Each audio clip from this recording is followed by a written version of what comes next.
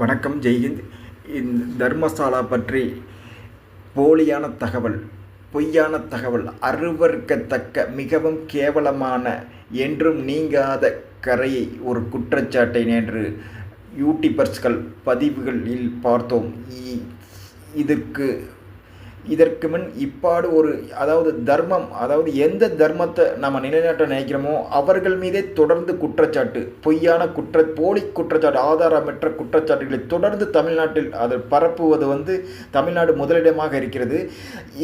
பெங்களூர் உயர்நீதிமன்றம் நேற்று அதை தீர்ப்பளித்திருந்தது. இந்த வழக்கில் எந்தவித முகாந்திரமும் எந்தவித குற்றமும் நிரூபிக்கப்படவில்லை. இவ்வாறு செய்திகள் வெளியிட்ட 8800 பதிவுகளை நீக்க உத்தரவிட்டுள்ளது. இதை விரிவாக பார்ப்போம். இப்போ இதை செய்தது யார் அப்படின்னா, அமீர் எம்டி அப்படிங்கிறவன் இதை பண்ணியிருக்கான். இவன் ஏற்கனவே ஒரு ஆட்ட பொய்யான இதில் அதை கைது பண்ணிவிட்டு மறுபடி வெளியில் இதை பண்ணியிருக்கான். ஏற்கனவே ஒரு 80 லட்சம் பேர் இந்த மாதிரி பொய்யான இதை பார்த்துருக்காங்க. அப்படி இருந்து மறுபடியும் அவன் பண்ணி அதை 60 லட்சம் பேர் பார்த்துருக்காங்க. குறிப்பாக நேற்று 8800 பேர் பார்த்தாங்கன்னா அதில் அந்த பதிவுகளை நீக்கப்பட்டிருக்கு. இது போன்ற தமிழ்நாட்டில் போலி செய்திகளை பரப்புறதுக்கு இந்த துடித்து கொண்டிருக்கின்ற இந்த ஊடகங்கள் ஒரு சமுதாயத்தின் மீது அந்ததுக்கு இவர்கள் செய்த நன்மை என்னென்ன அப்படின்னு பார்ப்போம். அதாவது ஏஷியாவில் முதன்மையான ஒரு சுத்தமான உணவு வழங்குதல் அப்படிங்கிற இதில் நேஷ்னல் ஜியோகிராஃபியில் இந்த தர்மசாலா முதலிடம் பிடித்திருக்கு. செக் பண்ணி பாருங்கள். அடுத்ததாக இவங்க 1 லட்சம் பேருக்கு ஒரு நாளைக்கு உணவளிக்கிறாங்க. அப்படின்னா எப்படிப்பட்ட பிரம்மாண்டமான உணவளிக்கும் அந்த கூடாரம் இருக்கும். எவ்வளோ பேர் அமர்ந்து உணவளிக்கக்கூடிய பிரம்மாண்டமான அந்த இருக்கக்கூடிய அளவுக்கு அந்த இடம் இருக்கும்.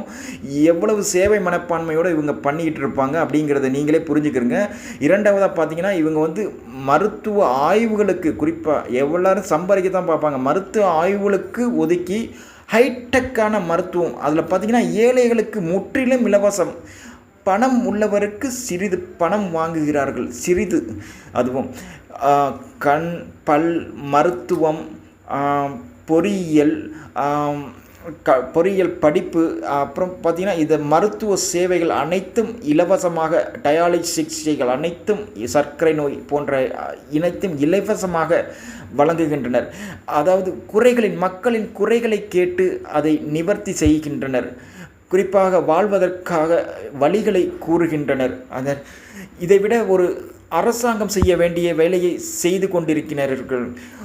1 லட்சம் பேருக்கு உணவளிப்பது எவ்வாறு? இப்போ உதாரணத்திற்கு தமிழ்நாட்டில் அமைப்பு 1980